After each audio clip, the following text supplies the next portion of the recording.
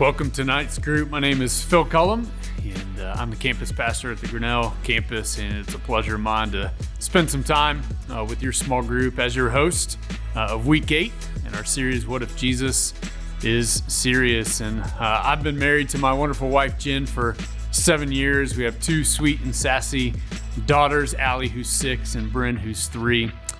And before we dive into any content, we're going to kick off tonight with a little activity, which is the most important person in your life. And so each person's going to share who's been the most important person in their life. Maybe it's a parent, maybe it's a teacher, coach, pastor, whoever it might be.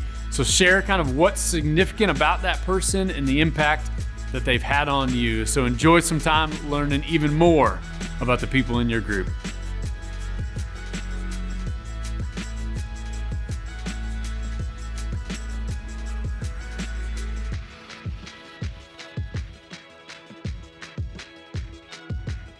Well, hey, this week we're going to talk about good and bad fruit and the part in Jesus' Sermon on the Mount, which comes from Matthew chapter 7, verses 13 through 23.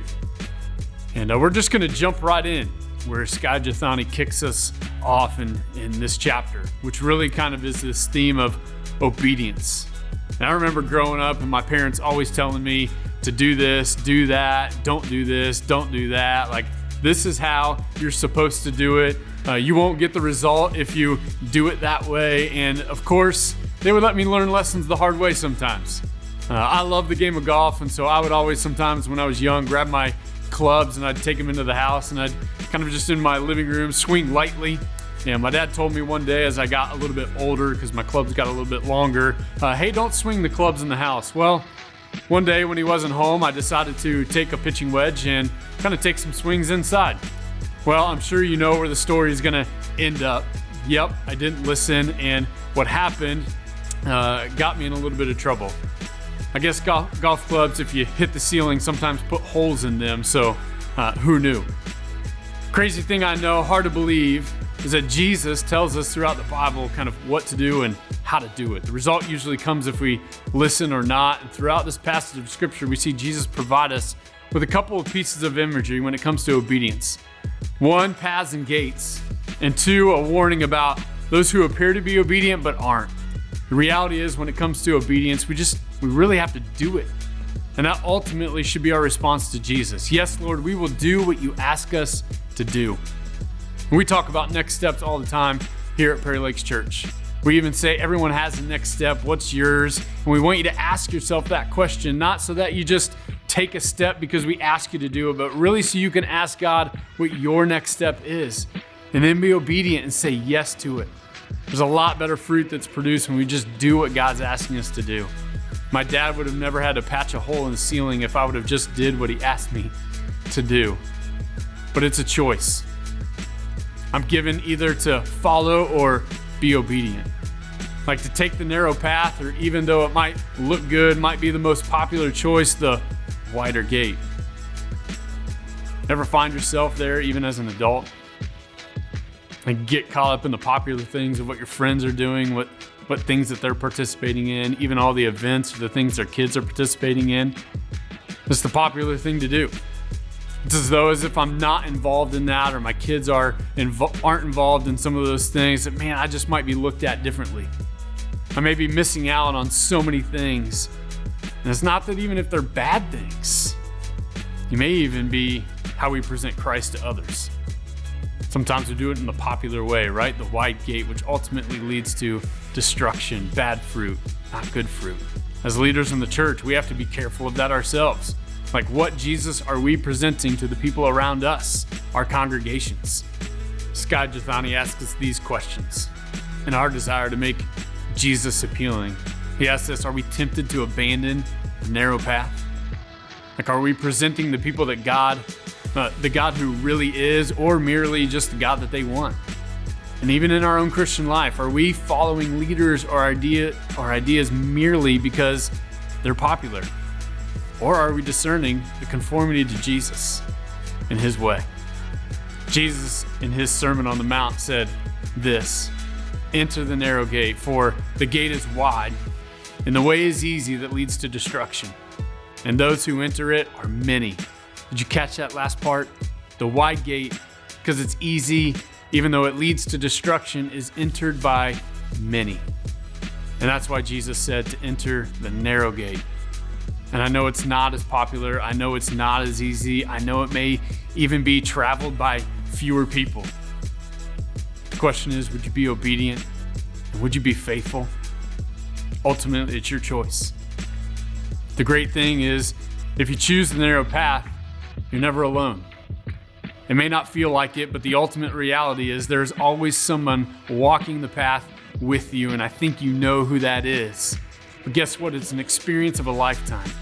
One of God's ultimate promises is, I will never leave you nor forsake you. You walk the narrow path, know it's not a lonely path. It's a path where you meet Jesus. So take the narrow path, even if it's for one reason alone, to encounter Jesus. The narrow path is also the best place to be rooted, to grow in our character of God, producing the best fruit possible, fruit that comes from only God alone.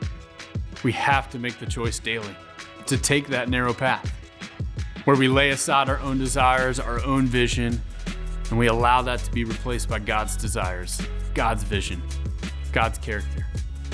Jethani in his book allows us to see it this way. It says the character that is produced far outweighs the accomplishments seen. We can do a lot of things on our own merit, our own strength, our own abilities, and there can be some great accomplishments that happen in the midst of that. I mean, we've all seen high impact leaders, even leaders in church, big time pastors of mega churches where they've accomplished many things. The numbers that we see that are happening at their churches are just unbelievable. But those accomplishments are far outweighed by the character of who they are. Some of those pastors with unbelievable things that have been done have been the ones who personally aren't producing good fruit themselves. They've taken the wide gate, the popular gate, which has ultimately led to their personal failure. That's why it's so important to continue to choose the narrow path. We need to stay in communion with God, to stay connected to the vine. Why? Because of what it ultimately produces. We have to commune with God. We have to stay attached to the vine. And when we do, the fruit that we produce, it actually happens naturally. See, out of our communion with God, out of our commitment to Him, our choice to be rooted in Him, good fruit is produced. And it doesn't even take effort. I don't know how many times I've been asked, how can I experience more joy? How do I experience peace? How do I become more patient? How do I overcome my addictions? How do I? Like all those how do I questions, because we believe, I think, that there's a formula or a self-help webinar, a book, or whatever you name it, that's just gonna help us. Now, there's great webinars, there's great books, but the one thing that produces fruit naturally is being in communion with God. The transformation that takes place in us when we choose to connect to the ultimate supreme being, the creator of the world, the maker of all things, the spirit that produces, should lead to an effortless production of good fruit. If we don't, we really shouldn't expect good fruit to come. But what about all that I've done for Christ? What about all the hours that I've served in church? What about all the money that I've given to church? What about helping all those people in my little Iowa? All great things, right? Those things should naturally flow out of you as you commune with God. They shouldn't be things that you do in order for Christ to accept you. Guess what? He already accepts you for who you are. He truly desires communion with you. Which is why, as Sky Jethani closes out this section, he says this: if Jesus was serious, then many will be surprised on the day of judgment. Isn't it hard to believe that many people who have called themselves followers of Christ have by their mouth proclaimed Him? They've convinced themselves that they belong to God, but at judgment God will say, I never knew you. The simple reality Jethani points out is this: the true Lord of our life is revealed in our actions, that fruit that's produced, not by our declarations. If we are to enter Jesus' kingdom, He must actually be our King. And if we persistently live in a manner that denies his authority, no amount of verbal praise and exaltation will make him so. One of the questions that you're going to talk through in your group makes you ponder this a little bit more for yourself, but I'll save that for later. Hey, before you head though to some time where you're going to have some great discussion with your group, remember this: the greatest commandment in the Bible. No, it doesn't come from the 10 Commandments. Weird, I know. But it comes from Jesus himself. And it comes from later in the book of Matthew as Jesus is getting questioned on what the greatest commandment in the law is. He's trying to be tricked. But his response is this: to love the Lord your God with all your heart, and with all your soul, and with all your mind. Translation: choose the narrow path. This is the first and greatest commandment. And he goes on to say, the second is like it: to love your neighbor as yourself. So what happens when you love the Lord your God with all your heart, with all your soul, with all your mind? As you commune with him, sacrificial love happens and it becomes on display. Humble obedience to God becomes display. Good fruit is produced. So here's what I want you to do as you kind of move to the next section of your time. I want you to take the next 45 minutes or so and just spend some time discussing together the questions that are going to be on screen for you. And I want you to take your time. If you don't get through all of them, that's okay. I want you to be open. I want you to be vulnerable. I want you to be obedient. And then after your conversation concludes, make sure to jump back on for some final comments.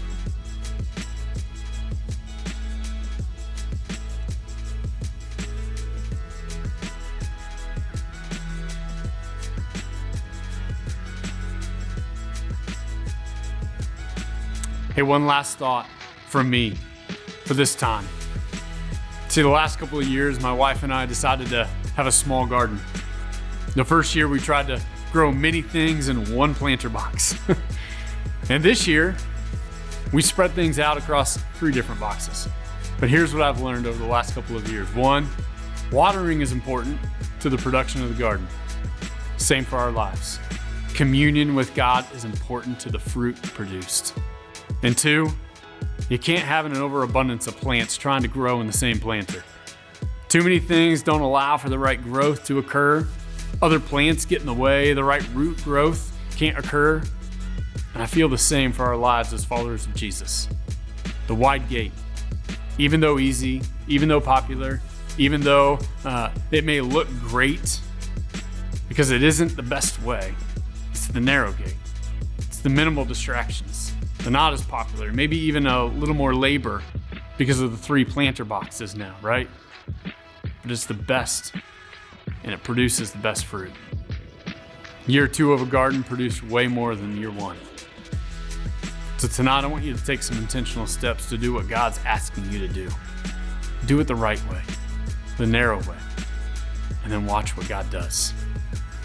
Okay, I lied. A couple of other things important to your group as you close down tonight. 1, I want you to spend some time, continue to pray for one another.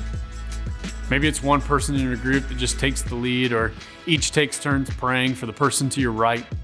Whatever it might be, pray for one another. And then 2, as your group, would you spend some time tonight discussing maybe what some next steps that might be for your group? You see, our desire is for groups to just continue to meet. And maybe you might want to spend some time thinking about, hey, what study would we like to maybe do next?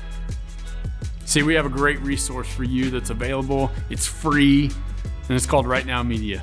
It's like the Netflix of Bible studies, where it's all kinds of topics that you can dive into. So spend some time figuring out what series you might want to study next. Maybe you just enjoy a couple of weeks of just gathering back together, building relationships over dinner, or maybe something like that before you just dive into your next study. But whatever it is, make some plans for what the group's next steps are going to be. See, we are designed to be in relationships, and we hope that you stay connected. Thanks for allowing me the opportunity to be a part of your group tonight.